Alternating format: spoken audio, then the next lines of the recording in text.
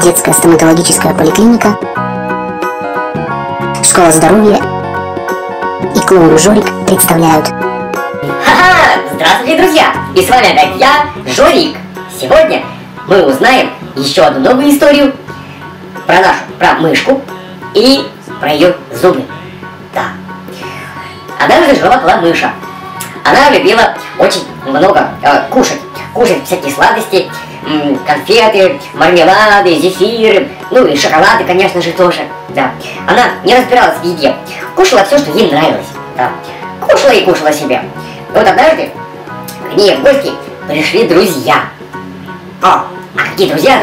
Сейчас мы узнаем, какие друзья к ней пришли. Вот такие друзья пришли. И это микробы, да, и бациллы всякие. Они всегда приходят в гости к тем, кто не умеет чистить зубы и кушают много сладкого.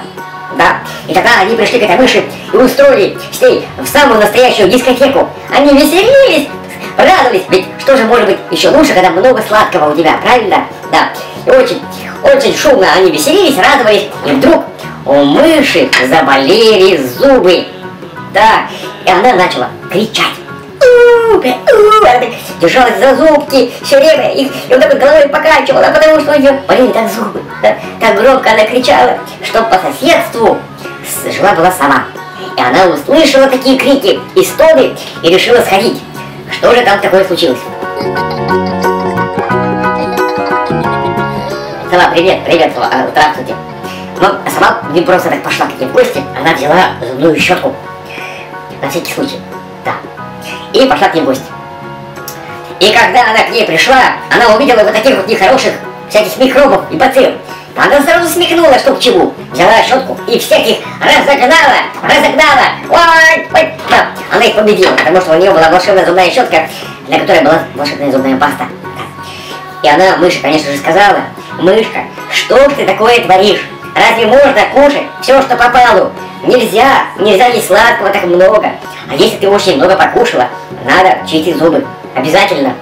Потому что сразу же микробы приходят в гости быстро. Да, тогда зубы начинают очень сильно болеть. Угу, да. Поняла, мышка? Мышка поняла. Но она спросила саму: скажи, пожалуйста, а как надо правильно чистить зубы? Друзья, сова, конечно, знала ответ на этот вопрос и тут же продемонстрировала на примере. А пример у нас будет вот такой.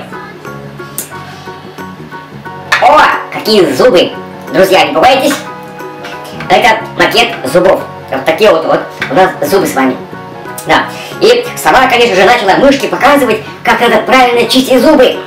Вот так вот, туда-сюда, вниз, вверх, да. А потом можно открыть зубы и почистить отдельно каждый зубчик. А потом еще и вверху почистить надо зубчик обязательно. Каждый зубчик, да. А еще круговые движения всяческие. Угу. А еще еда и пища попадает вовнутрь зубов. Поэтому важно щеткой еще такие оттуда движения всякие делать снизу. По-разному. Да. Вот такую историю, конечно, рассказала сова для нашей мыши, как надо правильно зубы чистить. Да. И с тех пор мыша всегда чистила зубы правильно. И никогда не ела много сладкого, не разбираясь. Да. Зефир, конечно, полезно, но когда его немножко совсем. Угу. Да. Вот такая история, друзья. Поэтому очень важно смотреть, что вы кушаете, как много вы это кушаете, и что вы кушаете самое главное. А после сладкого, конечно, всегда, и после еды вообще-то всегда, конечно, надо чистить зубы, всегда обязательно, ребята. И тогда зубы у вас будут здоровые, белые, да, и счастливые, и никогда не будут болеть.